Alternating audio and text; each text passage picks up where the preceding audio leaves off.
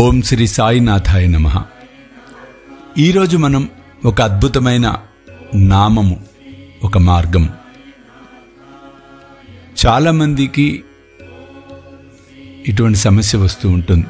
అంటే ఒక వస్తువు ఉంటుంది, ఎక్కడ పెట్టామో గుర్తుండదు, అది ఏమైందో తెలియదు.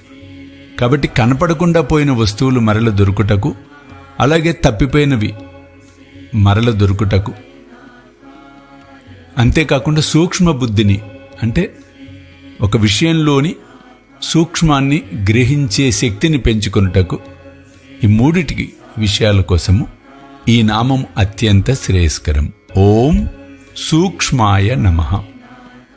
ఓం సూక్ష్మాయ నమః. ఓం సూక్ష్మాయ నమః. ఈ నామాన్ని ప్రతిరోజు 108 సార్లు 11 రోజులు చేయండి.